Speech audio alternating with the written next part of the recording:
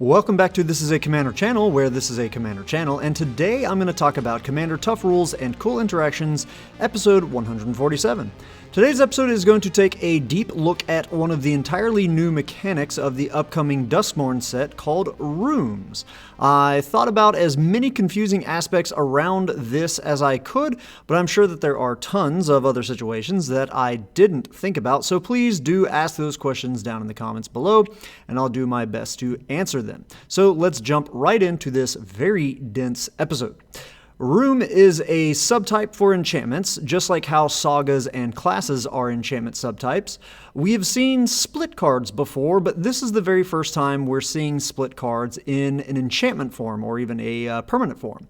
While a room is in any other zone than the stack and the battlefield, it will have the shared characteristics of both sides. So this Dollmaker's Shop and Porcelain Gallery room, while in your library, would be an 8 mana value card, which means if you were to cast Wargate, which is a sorcery that lets you search your library for a permanent based on the mana value that you pumped into the X of its cost, you can't just cast it for 5 so that the value of X is 2 and then get out onto the battlefield as the Dollmaker's Shop. You would actually have to pump 7 mana into the Wargate's X cost for a total of 10 mana for Wargate, but even then, this would only result in you having this permanent on your battlefield, but neither side of it will be online or unlocked.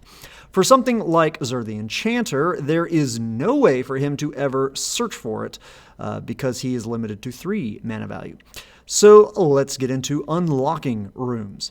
There are 2 primary ways to unlock a door of a room. When you actually cast it as a room spell, you choose which room you're unlocking, and when the room spell resolves to become a permanent, it will enter with that side unlocked. Then, the other way to unlock a door is that while it is a permanent already on the battlefield, we can see the reminder text here that as a sorcery, you may pay the mana cost of a locked door to unlock it, and we will return to this bit soon. While on the battlefield, a room only has the characteristics of the unlocked rooms. If you control a Dollmaker's Shop and only that side is unlocked, then I cannot use my Despark to exile it as it has a mana value less than 4. It's only got a mana value of 2. But once you have unlocked the Porcelain Gallery side, then I can Despark it. If you were to control a Starfield of Nyx or Opalescence, these are both cards that animate enchantments into creatures with them having a power and toughness each equal to their mana value.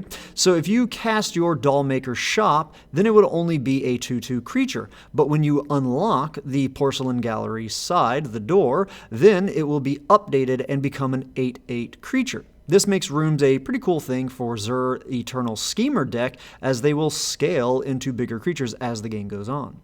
So let's get into a scenario. Your opponent has just cast a Genesis Wave, and when it resolves, they have just gotten 5 of their rooms onto the battlefield. As covered before, none of these rooms will be unlocked. None of their doors will be unlocked yet. So their characters are that they are enchantments and they are rooms, but because neither side is unlocked, they have no mana value and they have no abilities. But also, they have no names yet. Would it be possible for you to then cast Beast Within, targeting their Mirror Room and Fractured Realm before they get a chance to unlock the Mirror Room side to make a token copy of one of their creatures? As mentioned earlier, unlocking a door is done at sorcery speed, and with the Beast Within being an instant, that means that it's faster, and so you could destroy it before they could activate it, right? Wrong. First off, unlocking a room isn't even activating an ability. You cannot stifle someone unlocking a room. It is a special action, and therefore it doesn't even use the stack. If you played a Disruptor Flute or something similar to that shuts off activated abilities, then this wouldn't even stop someone from unlocking their rooms. Again, special action, not an activated ability. The reminder text there on the rooms is simplified a bit. What it actually means there in terms of unlocking the room is that At any time you have priority during a main phase of your turn and the stack is empty, you may pay the mana cost of a locked door in order to unlock it. So in the scenario before with Beast Within, if there was nothing that triggered from any of those 5 permanents entering the battlefield via that Genesis wave, that means that the player is still acting in their main phase and the stack is empty from nothing triggering. So they would actually be the one that has priority and they would be able to unlock their mirror room before you could Beast Within it. This would trigger that room's ability of being unlocked and put that onto the stack. Now this is when you would get priority to try and Beast Within their room, but again, the ability is already on the stack at this point. But you could try to stifle that triggered ability. You just can't stifle the unlocking aspect. Here's another scenario, similar to before. Your opponent gen waves 5 of their rooms out onto their battlefield and doesn't have the mana to unlock any of those doors on those rooms. So they pass to you, and on your turn, you cast Maelstrom Pulse, which is a sorcery that says destroy target non-land permanent and all other permanents with the same name as that permanent. Since the rooms only have the name characteristics of their unlocked doors, and all of them are locked, this means that all 5 of those rooms have no names. So does this result in all 5 of those rooms being destroyed? Or just the one? Again, it doesn't quite work out too well for you. The Pulse would destroy the one that you targeted, but not the other 4. We can take a look at the comprehensive rules and head over to the names section, and we'll find CR 201.2a that says 2 or more objects have the same name if they have at least one name in common, even if one or more of those objects have additional names. An object with no names doesn't have the same name as any other object, including another object with no name. So as a counter to this, you would be able to use a card like Pernicious Deed to get the desired effect of destroying all those nameless rooms that have neither door unlocked. Having no mana cost means that their mana value will be equal to 0, so you could activate the deed for 0 and wipe them out. Another tricky scenario about doors on the battlefield, or I should say entering the battlefield. Let's take a look at Mirror Room again when it says that when you unlock this door, create a token that's a copy of target creature you control, except it's a reflection in addition to its other creature types. So what happens if you're not unlocking that mirror via the special action when it's already on the battlefield, but you're casting it and then it is entering unlocked? Would you get 2 triggers from it entering unlocked if you controlled a Yarok the Desecrated, which says, if a permanent entering causes a triggered ability of a permanent you control to trigger, that ability triggers an additional time.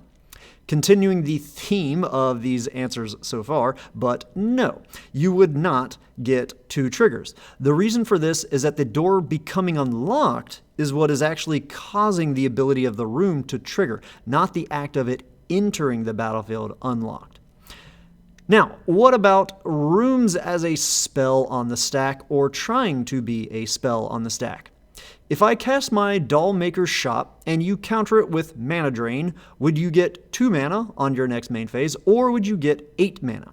As mentioned earlier, it only has the combined characteristics of both halves in zones other than the stack and battlefield. So, in this case, your Mana Drain will provide you only with 2 mana. What about making a copy of a room spell that is on the stack? If you cast your own Dollmaker Shop and then use something like Lithoform Engine to make a copy of it as a permanent spell on the stack, you can't really choose for it to resolve as a different half. No, any copies of it as a spell will retain the choice or choices made for which door is being unlocked. So what about Cascade? If you were to cast Emoti, Celebrant of Bounty, which is a 5 mana value spell, you could not flip into this room and then cast it for the walk-in closet side. You would have to cascade from a 9 mana spell and then choose which side you're going to unlock. One final scenario that I could think of that might be confusing for how it unfolds: if your opponent casts a Meddling Mage and names Porcelain Gallery, then that means that no player can cast Porcelain Gallery. But while on the stack, that room only has the name of the room that you're casting, so you can get around this by casting the Dollmaker's shop side of the room, and then later unlocking the Porcelain Gallery side. Whew, alright, that's all I could think of for complex scenarios and like weird situations involving rooms. I think that they're a really cool mechanic, and I expect that we'll probably see an artifact version of this like multi-sided kind of permanent one day. So please hit me with any questions that you have about rooms, any tricky interactions with specific cards, or even just questions about their general rules specifically to rooms. I hope that there's some cool things that you guys can come up with that I didn't think of. Anyhow, that's all I've got for today's episode. As always, I hope that all of you found this video to be entertaining at least, and I hope that a few of you even learned something about the crazy rules in this great game of Magic. Have a good one. Ta-ta!